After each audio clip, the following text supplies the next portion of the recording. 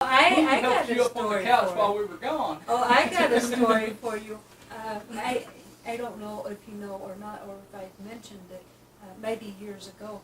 I used to raise Dalmatians, and I showed Dalmatians in obedience and in confirmation. Well, my very first Dalmatian that I showed, her name was Missy. It was something like Melissa, I forget what her whole name was, but we called her Missy. Anyway, when she was like 7 or 8 years old, she got bumped by a truck and trailer. The trailer bumped her and broke her hip. And so she was, laid up for a while. And the house we lived in, the dog had tore the screen off of the storm door. And so, you could jump in and out through that hole, which she did. Well, she went for weeks. We had a 2-story house. For weeks, I had to carry this 60-pound Dalmatian up and down, these antique Victorian stairs, which, very tall and very steep steps. Mm-hmm. I had to carry this Dalmatian up at night, down in the morning. And she couldn't jump through the door, so I had to, go and let her out and let her in. We did this for weeks and weeks and weeks. And she loved to show. This was a true show dog. She lived to show. She loved to perform. She loved the attention. I mean, this is what this dog was born for. And I was going to a rabbit show, or a dog show, and I was taking, a couple of my other Dalmatians, and she was staying home. Like, she's injured. She can't perform, and she just moped around, and she whined, and she cried. And I kept telling her, no, you're staying here today. Well, I went out, and I had my minivan. I had a minivan. Is that the one down with the back? No. Well, yes, it was, actually. It was the same one. And I had a divider because I had dogs with me all the time so that they couldn't get up to the driver's seat, Mm-hmm. And which, by the way, is where Missy always rode. She always rode in the passenger seat, just like a human. She would sit. And I tell her, no, you're staying home. Well, I went out the back door to gather the last little bit of things that I needed for the show. And when I got in the van, she's sitting in the passenger seat where she normally sits. She jumped through that door, went down the steps, jumped into the back of the van, and jumped over the divider, jumped into the seat. I hollered at her and told her, useful little brat. And I never had to carry her up and down the steps again. Now, I wonder how long she had made me do that when she didn't need it. She didn't make you do it at all. Oh. That's the whole thing. You just did it. No, she would go to the steps and she would just sit there and whine. No, she wouldn't go. She'd sit there and whine and cry, or she would even, like maybe the first 2 steps or so up and down and like, oh, I can't do it. And so she would make me carry her. And I told her, oh, no, you don't know more. She was willing to try.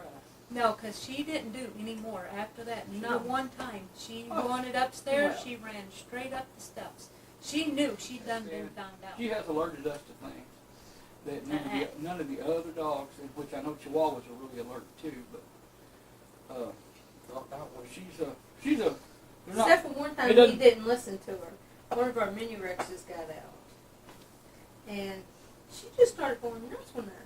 Yeah, I got mad at her and made her go lay down, and I figured it was something out there. There's a big dog in the backyard. He'll take care of it. Go lay down, we're trying to sleep.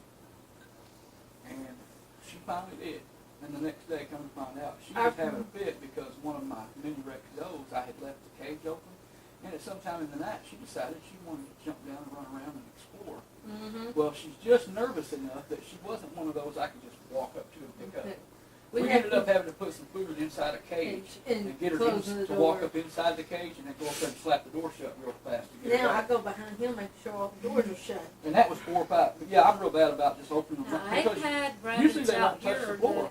I've got very smart rabbits. I've had 2 or 3 now that have worked themselves out of their cage and locked the door behind them. themselves. Oh, wow.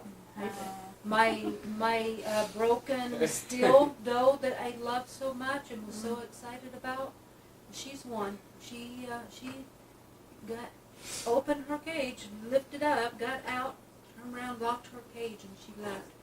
And she's not been seen again. So now you know if you've ever had a rabbit get out, they don't go far. No. I've had rabbits get out overnight, and they've had them out 2 or 3 days at a time, which those always die. You put them back in the cage, they always die. I don't know why. But, yep, every one I've ever caught, if it's been out more than like 24 hours, you put them back in the cage, usually within 10 days they're dead. I don't know if it's a digestion thing, I don't know, but almost every time if I get a rabbit out more than 24 hours, it dies within 10 days. Now, if I found it that same day, I haven't had one to die, but they don't go far. They hide, in the little wood pile, or they go over in the brush. They don't go far.